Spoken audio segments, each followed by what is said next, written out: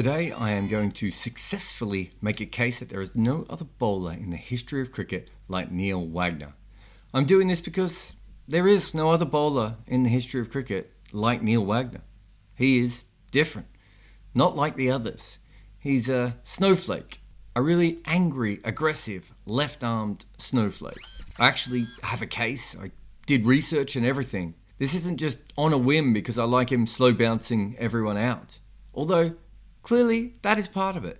So first we'll look at what he has done, and then we'll focus on where he bowls, do some stuff on bounces, talk about the fact that he uses the incorrect arm, that he's slow, like for test cricket, he'd still tear your ass up, that he's not allowed to use the new ball, how long his spells actually go for, and the fact that he's a reject, in a way.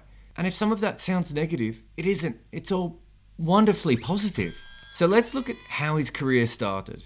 There was nothing here that made any of us think he was going to be more than a good first change into the wind bowler. He was averaging high 30s after 12 tests and had no obvious skills that would change that. Throw in the ball and he'd turn his ass inside out just to work for you. Southey was more skillful. Bolt was faster and also left arm. Mitchell McClenaghan was the same. Matt Henry and Lockie Ferguson were quick, and Doug Bracewell and Jimmy Neesham offered more all-round talent. And while Wagner was a workhorse, New Zealand have never really struggled that much to find a bowler with a good tank who isn't express and will bowl into the wind at the basin all day. At this point, there was no reason to think he would become anything different than a fringe player with a lot of ticker, unless you're his mum. Or Glenn McGrath, who predicted he would be a star in a tour diary. But spoiler alert, he did. 76 bowlers have taken 200 test wickets. 14 of them have a better strike rate than Wagner.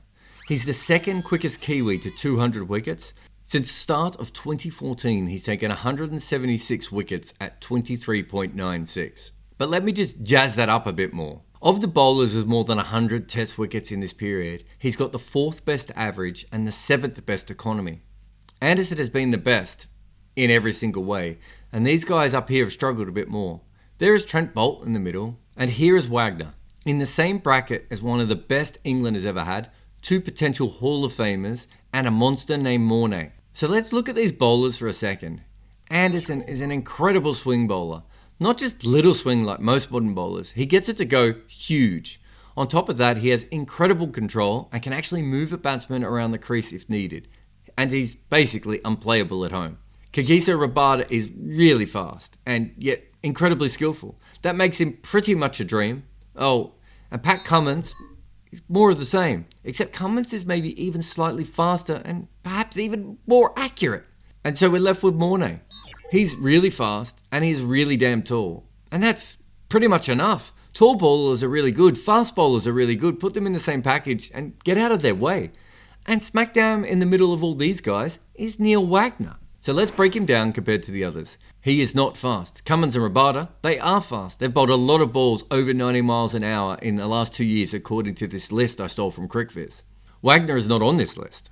Compared to Anderson, or Hazelwood, or Ishant Sharma, he's not a big lateral mover of the ball.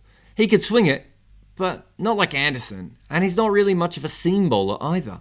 And part of that reason is he doesn't touch the new ball that often. He's opened the bowling 3 times in tests, and that's it. Most of the best seamers in the world bowl with it a lot more. Even Cummins, who is generally at first change, still gets the new ball. And Wagner is not tall. The easiest way you can tell an athlete is not tall is when you search and search online and you find nothing of their height. But I think this picture tells you something. He's also no Wagner. According to his class info stats, Richard Wagner revolutionized opera through his concept of the Gesamtkunstwerk and was a unanimous Hall of Famer. Neil Wagner is the 3rd most famous seamer in his own attack, and that attack is from New Zealand, which is the 7th most discussed test team, as per my made-up numbers. So why does Neil Wagner have all these wickets if he doesn't possess classical test bowling skills? Because he is nothing like any other bowler that has ever existed. Let's start with the really easy one. When cricket was played on wickets with cow poo chunks on them, all you had to do was aim at the stumps. As batsmen got smarter and pitches improved, bowlers moved the ball here, outside the eye line, and packed a cordon ready to take the mistakes. Then Neil Wagner came along. He bowls here. So here's a graph that shows just how different he is. In blue is all the seamers in this period. In purple is Josh Hazelwood, who I picked because I figured he'd be a fairly normal type bowler. Also, Josh is faster and taller than Wagner. In hot pink is Wagner. You can see how normal Big Josh is and how abnormal Wagner is. Full balls. He bowls a lot. Test bowlers don't, because good batsmen on good pitches means good drives. Most seamers in the world bowl length almost half the time. Wagner does it closer to quarter of the time. Yet, weirdly, he bowls back at the length about the same as everyone else. But then he bowls bouncers almost double the average of a standard bowler. So Wagner bowls the most bumpers in the game. But let's look at how many more he bowls than other people. Oh my. Now there are other bowlers who bowl bouncers at a higher percentage, but they are generally bowlers who bowl short spells, or they just come in for one test to bowl short. But because Wagner bowls so much, he also bowls the most bouncers per innings. 28. He bowls 28 bouncers an innings. And he keeps bowling them because he's good at them. He has the third best economy and fourth best average from his bouncers. And if you look at players like Wahab and Stark, who are also left arm but just really fast, that's where you'd expect Wagner to be in their region. Especially as he bowls them a lot more often. Everyone knows he's going to bowl a bouncer. He sets his field for them. He bowls them for hours on end. And yet still, players can't handle them. He's not just prolific at bowling them, but prolific at taking wickets with them. These aren't just bouncers, they are incredibly well-placed bouncers. It means that 35% of his wickets are from them. Other bowlers are at 12.5. He has the highest percentage of wickets from bouncers in tests. Part of the reason is the fields. Wagner fully commits, and so his fields don't look like other bowlers. Other cricks will try this for a little while. He'll go with this field for the best part of a day if he has to. For new batsmen, for the tail, it doesn't matter. This is what works for him. And when he moves these fielders here, they take catches. Perhaps they catch better because they're no longer in the slips. But Wagner's had 90.7% of his chances taken the last time I checked with CricViz. That's the highest in the business. Now, we need to talk about his arm. One moment they weren't there. Not in any form that interested us, anyway. And then the next, you couldn't miss them. They were everywhere, all over the place. Teams have been finding left arm seam everywhere, and cricket is rife with them in a way that, before Wasim, would have been impossible. Pakistan has fielded all left arm seam attacks, Australia have had 2 left-handed Mitchells with over 500 test wickets combined, and New Zealand can claim Mitches and non-Mitches with their left arm seamers. But you need a quick left arm history lesson, and for that, we need to take Garfield Sobers out, and I'll explain why later. Before Wasim, no left arm seamer had taken 200 test wickets. 15 right arm seamers had, and 7 spinners. 5 men had over 300 wickets, and of the left armers, only Alan Davidson had 186 wickets. Then it was Trevor Goddard, Karsan Ghavri, and Richard Collinge who had over 100. Now Davidson and Goddard are both fairly well-known cricketers, but Ghavri and Collinge, I'd never heard of them until I looked this up, and I still don't know how to pronounce Collinge's name. His name? Collinge? I don't know. This is where Sobers comes back, because he did bowl left arm seam, but he also bowled left arm finger spin and left arm wrist spin. So we have no idea how many wickets he took with each, though you'd assume that it was about 150 wickets with seam.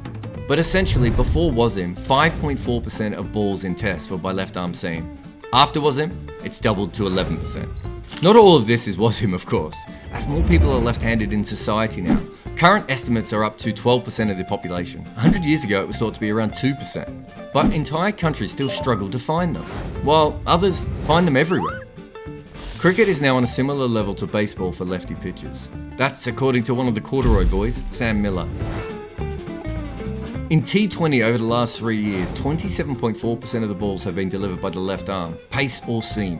Although unlike in baseball where the lefty pitchers dominate the Southpaws sluggers, that doesn't happen in cricket. Left arm seam is 11% of all top tier professional deliveries. In all 3 formats, it has a better average than right arm seam, though it's off the hook in ODIs.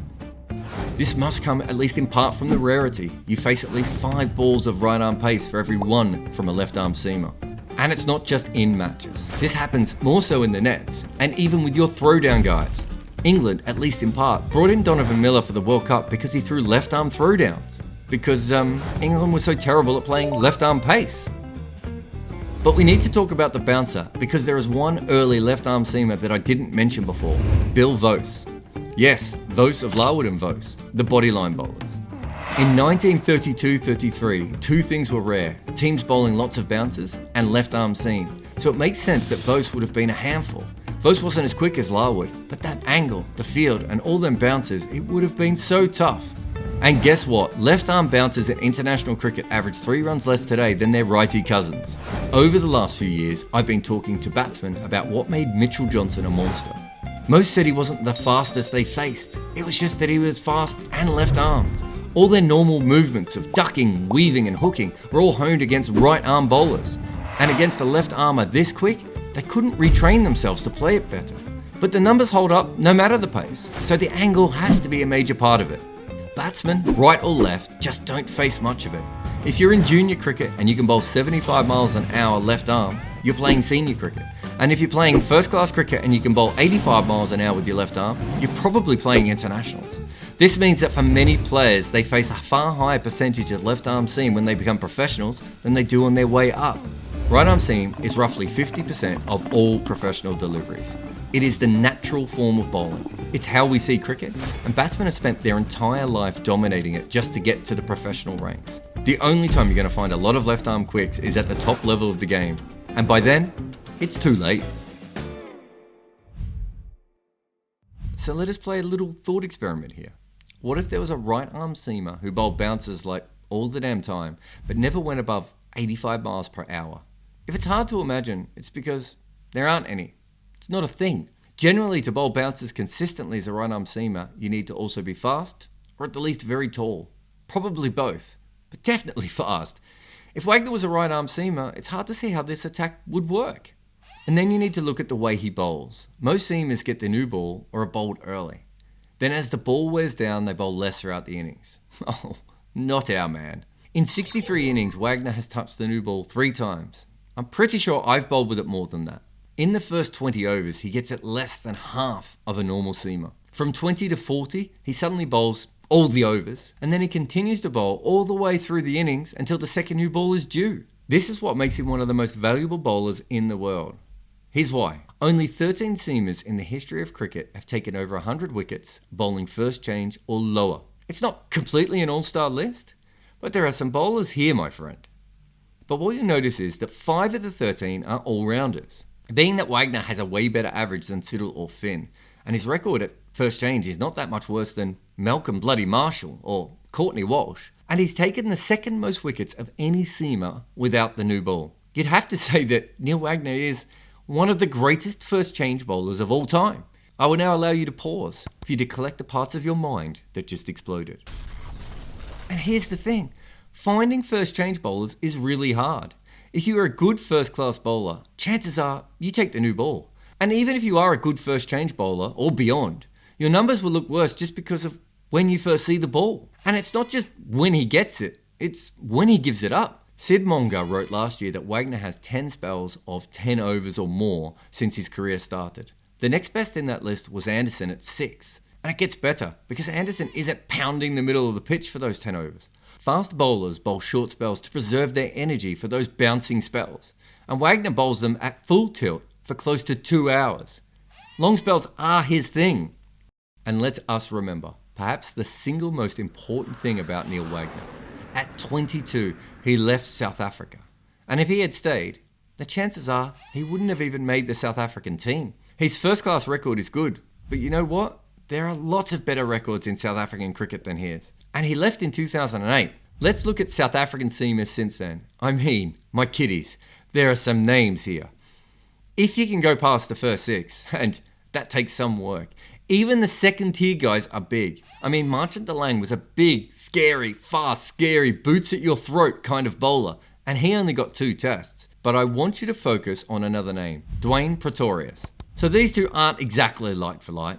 Dwayne can bat, Neil can't. Neil is faster and left arm, but they're both of similar age and with a similar first-class bowling record. But let's look at what's different. Neil Wagner struggled for 12 tests, but kept getting a go. In order just to get 1 test, Dwayne Pretorius had to sign a Colpack deal. None of this happens if Wagner stays in South Africa. Oh, and can we go back for a minute? See these names? They aren't just incredible bowlers. They are incredible first and second change bowlers. Let's go back even further. Because here are these two blokes again. They have over 400 wickets without the new ball between them. Other than the West Indies in the 1980s, has ever team ever needed a first change specialist less than South Africa in that period? Not to mention that Morkel and Steyn are also really good at bouncers. I just can't see how South Africa could have used him, let alone allowed him to be this bowler, unless they just suddenly developed this incredible left arm fetish. Wagner is a first change, short, slowish, left arm, long spell bouncer specialist. Cricket's had a lot of weird creations in its time, but this has got to be, well, the craziest. And it's an almost entirely modern thing. For Wagner to exist, we needed this infestation of left arm pace. The pitches had to be hard enough for all day bouncers. Fitness levels had to reach a point where he can do push-ups at the end of his mark and not even feel tired. And also the batsman needed this level of protection to face short balls all day without people constantly complaining about it. Neil Wagner is not like the others. None of them. He is Test cricket's ultramodernist snowflake killer. We have never had anyone like this before be this successful. He's taking over cricket one slow bouncer at a time.